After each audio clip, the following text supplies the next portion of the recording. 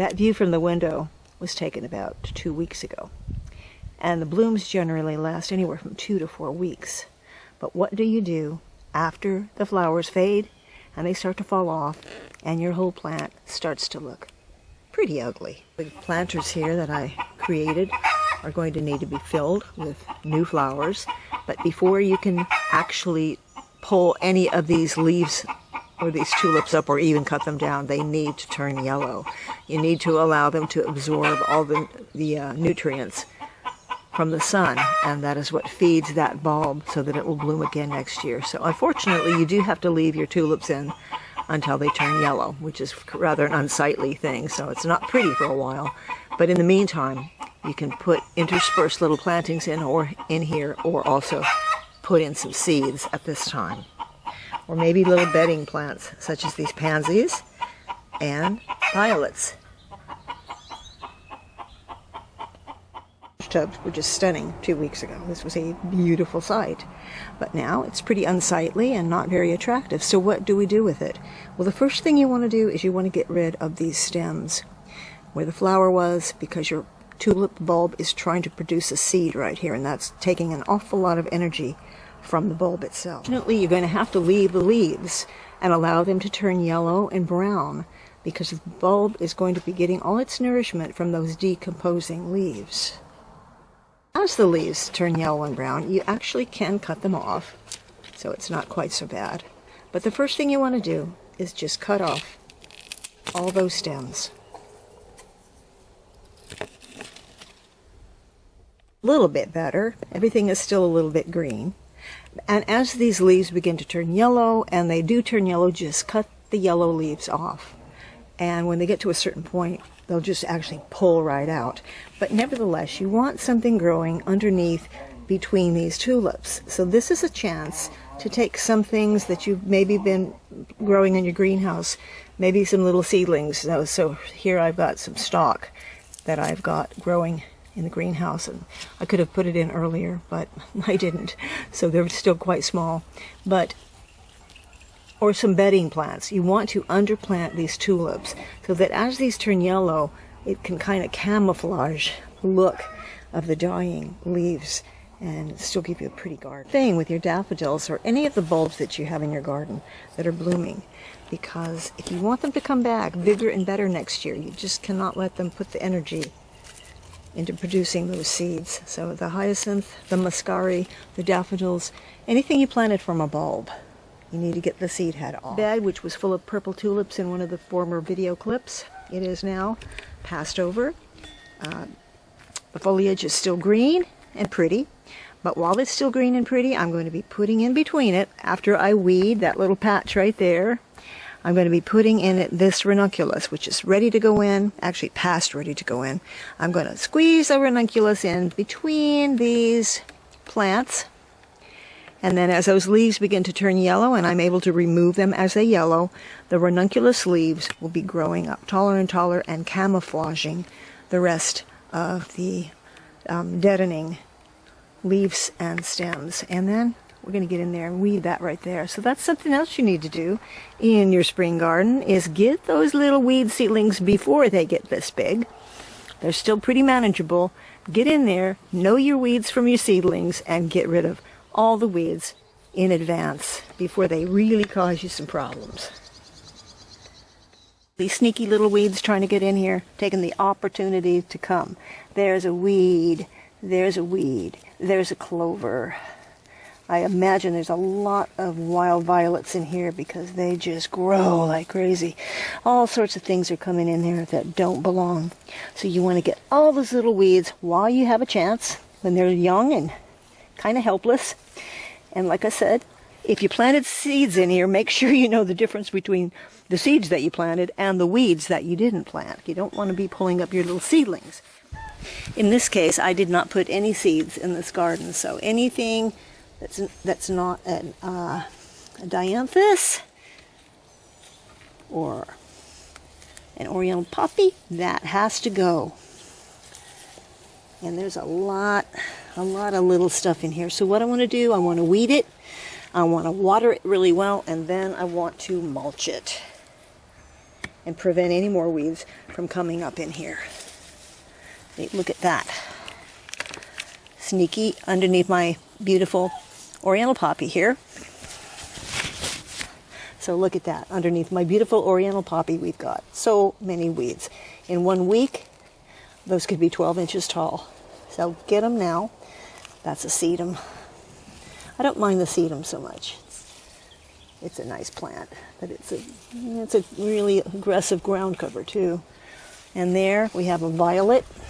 It's gotten a little bit out of control. And some grass. Just make sure you get it up by the root.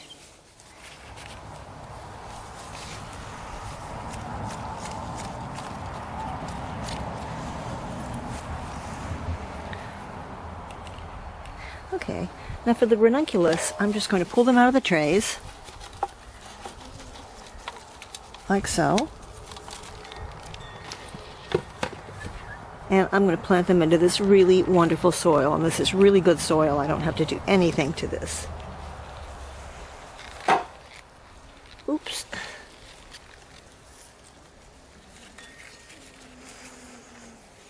Put about 50 ranunculus, small ranunculus plants in here that have been in the greenhouse for quite some time.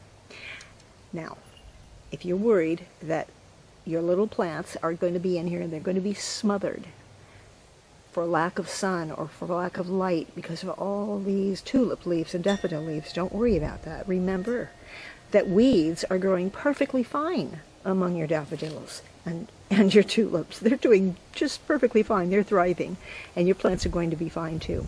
Just make sure they are kept watered, and as these leaves die, which will be really quickly, like within the next 2 weeks, these will all be yellow, and then those ranunculus will come shining through. Or whatever other bedding plant you want to put in. You can just go get a 6-pack or a 12-pack of bedding plants from the nursery, or just sprinkle in some annual seeds. That works well too. So here we have another succession planting here. Here we have Sweet William, also known as dianthus, which is a perennial. Now these were bedding plants that I put in while the daffodils were still growing. Now the daffodils in this section here have since turned yellow, and I've been able to remove them. There are only a few green ones left over here, and behind those you can see oriental poppies growing nice and tall, and that's going to camouflage these daffodil leaves as they turn yellow, and these dianthus will just fill in this garden bed. So this is just some succession planting. These absolutely darling, teeny tiny miniature daffodils were not blooming when I did my daffodil video. I had some similar, but they weren't this small. But aren't these just the cutest little daffodils you've ever seen? And I think I put in about 100 of them, and they're just now starting to come up. So that's a very nice surprise. And we did have, as I said, a second bloom of many different kinds of daffodil here. Now coming up behind them, of course, the ever-present violets, but the roses are starting to come up, and I have ground roses in here and then some climbing roses as well. Over here in this bed, I planted poppy seed and bachelor buttons, so that should be coming up pretty soon underneath those tulips, which have already been taken care of.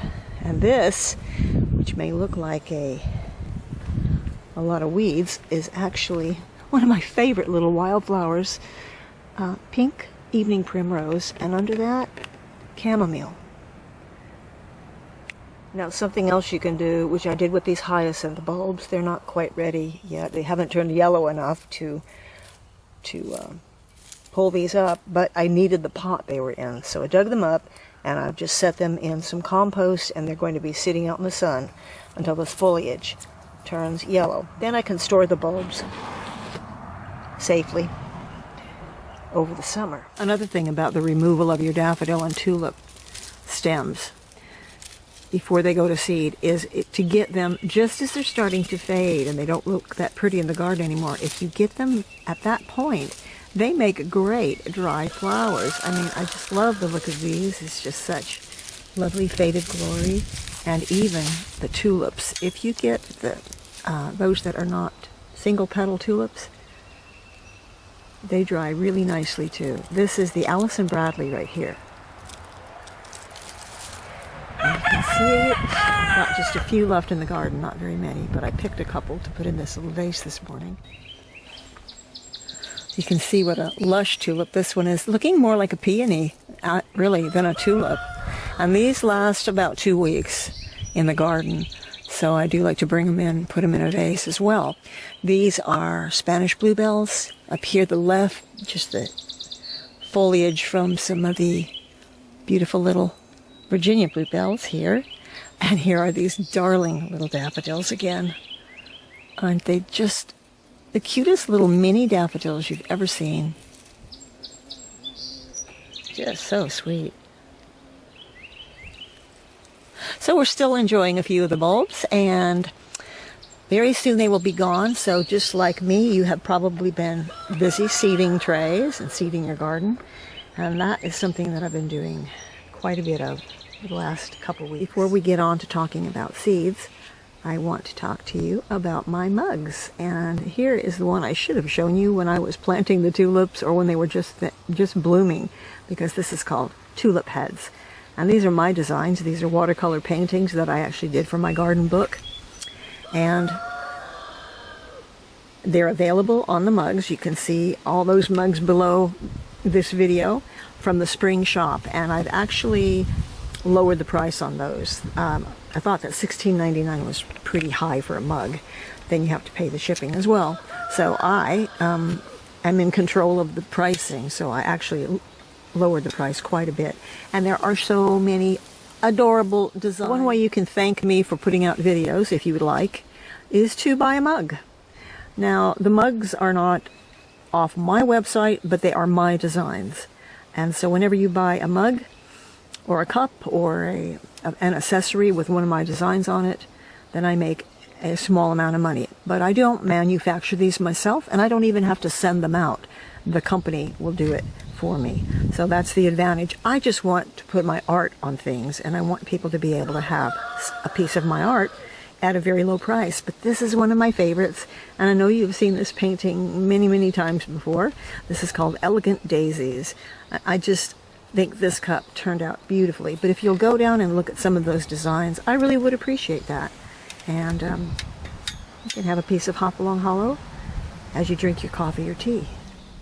We've been busy sowing seeds in trays, maybe directly into the garden. And with sunflower seeds, which is exactly what I've got in here, I found 15 different varieties of sunflower seeds that I am growing this year. And they're all in this jar, and I've already put many of them in trays, these just reusable, inexpensive, cheap trays here that I always have on hand. And these were seeded about a week to 10 days ago, and all of them are coming up already. Now these are just 4 of them, the rest are all in the greenhouse. And I wanted to put them in trays, even though they're very easy to sow in the ground. Sunflower seeds are pretty easy to sow directly. But these are special sunflower seeds, really, really beautiful varieties. And you can go look at this website and you'll just be blown away by the magnificent sunflowers that you can purchase and grow yourself. But I just love sunflowers, and who doesn't? They're just one of the happy flowers, and they're so tall and majestic. And so I wanted to plant a lot, and I put a lot of them in these trays just to keep an eye on them, make sure they're going to be all right. And then I'm going to have specific places I want to plant them. If I just toss them in the garden, who knows if I would ever see them again, considering the fact that I have lots of chickens who like to go in there and have a good time. In other words, eat the seeds that I throw down. But I find that if I get these grown to a decent size, I can plant them directly in this garden you see behind me, which is full of daylilies. Daylilies, daylilies, daylilies. They are just, that's all it is a daylily garden. Not by choice, it's just what happened, because they spread like wildfire. The garden behind it, the garden space behind it, I have eliminated. I'm turning it back into grass because I added the slope garden, and I just can't take care of too many gardens. But I thought that sunflowers would look absolutely great growing with these daylilies. because they will tower over the daylilies, but the daylilies themselves get to be about 4 foot tall once they reach their perfect height. And I just thought, well, it's a beautiful space, it's empty. In between those daylilies you can fit a lot of plants, and we'll see how that goes. So that is this little tray right here. Now I want to give a review on some of these other trays that I purchased this year and last year. This is the Charles Dowding tray. I'm going to give this tray an A+. It's a 60 cell tray. It's a Charles Dowding tray, and the cost of these trays is not inexpensive. They're about $12.50 a piece. But the idea about these trays is they will last a lifetime. They are very, very strong trays. And what happens is those little holes in the bottom, those drainage holes, sit in here. They sit in their tray, they get all their water, and look at the root system on these. And when you're ready to plant them, and these lupins are ready to go in, I've already put quite a few of them in, you just pull it out and look at those beautiful roots. And this can go directly into my garden. In fact, it better go into my garden real quick. But these are great because they're worth the money. This is an investment. If you do a lot of seeding, I think this is a really great investment. I've already pulled a lot of the plants out of here and put them in the garden, and I'm ready to refill this tray again with something else. So I really like these. I think I purchased about 5 of these, and every single one of them has just been wonderful. These other trays I purchased from Bootstrap Farmer, and I will give the credit to one of my subscribers who suggested this company, an American-made company. These are all made in the USA, and these are pretty strong trays too, but they are not as tough as the Charles Dowding trays. However, there are 72 cells, and they're a little bit bigger, but the concept is pretty much the same. A nice big drainage hole in the bottom that you can poke your finger through and get that plant out when it's ready. The trays don't come with them. You have to get these separately. But these are less expensive. They cost me about $6 per tray. 72 cells. They're pretty strong. But once you get it full of plants, be careful how you lift it up if you're going to put water into your tray or whatever you're going to do. Because I did notice that when they got pretty heavy, they can crack. And the whole idea is to have a tray that's going to last you for years and years and years. So I'm just going to fill this with some more potting, some of my seed mixture, and get some more plants going in that. That's some pretty nice surprises this year with seeds. You may recall that the mice got into my my potting shed and just tore apart dozens and dozens and dozens of my seed packets that I had collected to plant this year. And it wasn't very funny at the time, but now when I look back on it, they must have had quite a party, those little mice. Anyway, I've been getting seeds in the mail, just all of a sudden. How delightful. These are from Baker Creek, and my friend contacted me, and her daughters actually work at Baker Creek, and she told me that she had a lot of extra seed that she'd been keeping in her freezer. She didn't really know if it was still viable, but most of these seeds are from 2021, 2022, so I think they're perfectly fine. They're almost all vegetables, with the exception of a few.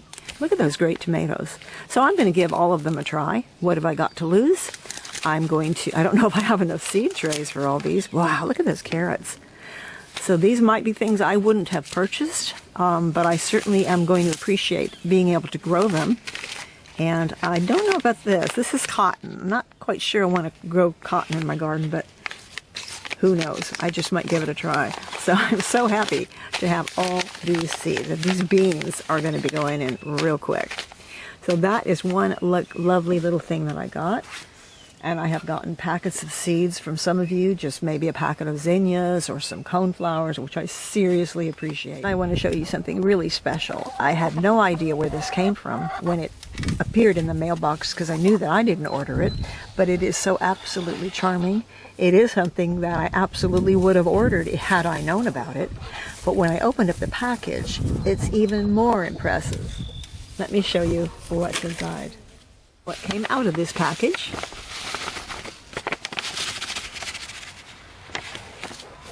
were more beautiful packages.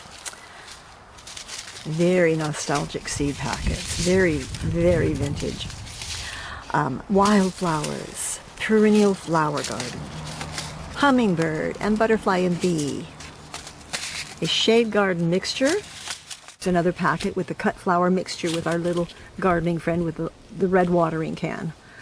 And along with this also came 5 beautiful reproduction vintage note cards. And when you look at the dates on these, 1902, of course they're reproductions, 1897 and 1910, I can see why I love this set so much, because these are the dates where when our house was built. This house was built between 1898 and 1912. We've never really been able to quite pinpoint the date, but we're getting closer and closer to finding out. I've been looking into it with someone at the Historical Society, and I'll tell you about that. But no wonder I love it. This is my kind of garden. A beautiful cottage garden like that. Ah, one could only hope to grow one this beautiful. But maybe we'll be able to do it by planting some of these lovely seeds this year. So I haven't decided where this garden is going to be, but there's plenty of space around here to make a special garden from this particular mix of seeds. So thank you so much for that. Sometimes you don't have to go far from home to find some special deal or treasure. And in this case, these came from our local feed store, which is only 5 miles down the road, just a little feed store that sells seed to the farmers. And they have started packaging their own seeds, and they're using just the clear plastic bags, which is not beautiful. However, the prices on these are unbelievable. So here we have a nice mixture of lettuces for $1.99. Some triple curl parsley. Look at all the seed in that package. That's what I love, $1.99. Because a lot of seed companies are really cheap when it comes to the seed content in their packet. I mean, 10 seeds for $4, I'm sorry, I'm just not going to do that. But for this many oregano plants, for $3.95, I'll take it. And here we have some slow bolting cilantro. We eat a lot of cilantro, $1.99. And that's just because our feed store is packaging this themselves. But they also have some beautiful seed packets. They also sell this seed. And this is Mountain Valley Seed Company, but look at the beautiful packaging. And you know what I feel like when it comes to packaging. I love it when it's pretty, because it's artistic and it's beautiful to look at, and you can keep it forever. So here, even though these packets were $2.99 a packet, and there's an average amount of seed in there, I'd say it feels pretty hefty. But this is a marigold sparky mixture, which I don't have, and this one is a Thumbelina mixture zinnia, which I also don't have. So that was another extra find. And now, into the greenhouse now, and we'll look at another one of the trays that I'm testing out, and also the seed blocks that were planted, what, a couple weeks, maybe a couple months back. We'll take a look at those. Here in the greenhouse we have 100 shades of green, which is just absolutely wonderful. I sure like having a greenhouse. I didn't know that I needed one until I got one.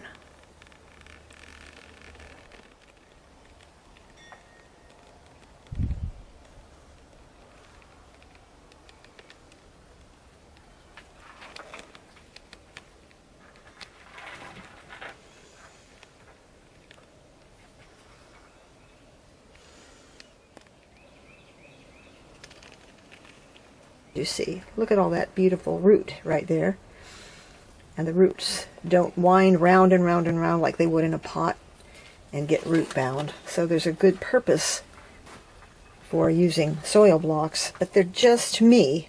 I know some people love making them, but I don't like making these at all. I think it's really difficult and a little bit of a hassle in my opinion. But definitely have to get these in. But you can see that the root simply goes down to the bottom. It doesn't come out around the sides because the air prunes the air between the spaces right here. Between the blocks, there's no plastic holding it in.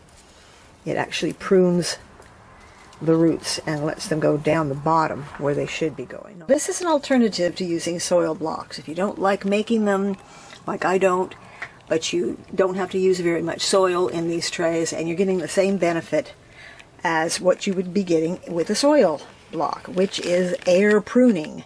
The air, see the little slits in here, the little slots to let the air in, and the water in the bottom of the tray as well.